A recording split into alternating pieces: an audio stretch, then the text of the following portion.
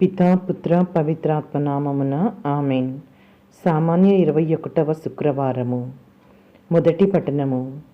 పునీత చిన్నప్ప గారు కొరింథీలకు రాసిన మొదటి లేఖ 1వ అధ్యాయము 17వ వచనము నుండి 25వ వచనము వరకు. క్రీస్తు నన్ను సువార్తను ప్రకటించుటకు పంపెను, కానీ జ్ఞానస్థానమును వసుకుటకు కాదు. క్రీస్తు శిలువ మరణము శక్తి విహీనము కాకుండానట్లు వాక్చాతుర్యము లేకుండా ప్రకటించుటకు ఆయన నన్ను పంపెను. ఏలైనా భ్రష్టులైపోవచ్చున్న వారికి క్రీస్తు శిలువ మరణమును గూర్చిన సందేశమును అర్ధరహితమైనది, కానీ రక్షింపబడుచున్న మనకు అది దేవుని శక్తి. ఏలైనా జ్ఞానుల జ్ఞానమును నేను ధ్వంసము చేయుదును, వివేకవంతుల వివేకమును నేను తృణీకరింతును అని పరిశుద్ధ గ్రంథము పలుకుచున్నది. కనుక జ్ఞాని గతి ఏమి, పండితుని గతి ఏమి, నేర్పురగు లౌకికవాదుల గతి ఏమి? లౌకికమగు వివేకమును దేవుడు అవివేకమని చూపలేదా? దేవుడు తన జ్ఞానమందు సంకల్పించిన విధమున లోకము తన జ్ఞానము చేత ఆయనను ఎరుగకపోయెను. అందువలన మనము చేయు సువార్త ప్రకటనము అను వెర్రితనము చేత విశ్వసించు వారిని రక్షించుటకు ఆయనకు ఇష్టమయ్యెను. యూదులు అద్భుతములను కోరుచున్నారు, గ్రీకులు వివేకమునకై ప్రాకులాడుచున్నారు.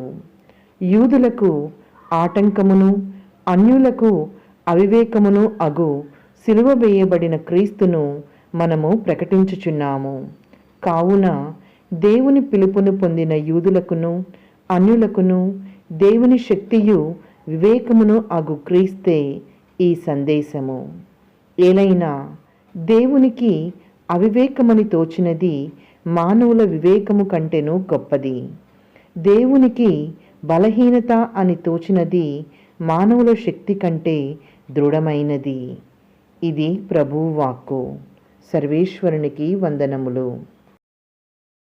కీర్తనల గ్రంథము 33వ అధ్యాయము 1, 2, 4, 5, 10 మరియు 11 వచనములు.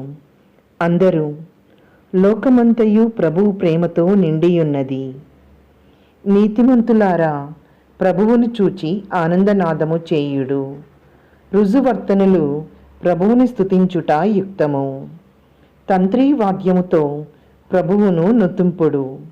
దశతంత్రుల స్వర మండలముతో అతనిని కీర్తింపుడు. అందరూ లోకమంతయు ప్రభువు ప్రేమతో నిండియున్నది. ప్రభువు పలుకులు సత్యమైనవి, అతని చేయిదములు నమ్మదగినవి. అతనికి నీతి న్యాయములనిన్న ఇష్టము. లోకమంతయు అతని ప్రేమలో నిండియున్నది. అందరూ లోకమంతయు ప్రభువు ప్రేమతో నిండియున్నది. ప్రభువు జాతుల ప్రణాళికలను భగ్నము చేయును, ప్రజల పన్నుగడలను వమ్ము చేయును. అందరూ లోకమంతయు ప్రభువు ప్రేమతో నిండియున్నది. కానీ ప్రభువు ప్రణాళికలు శాశ్వతముగా నిలుచును, అతని సంకల్పములు కలకాలము చెల్లును. అందరూ లోకమంతయు ప్రభువు ప్రేమతో నిండియున్నది. ఆమేన్.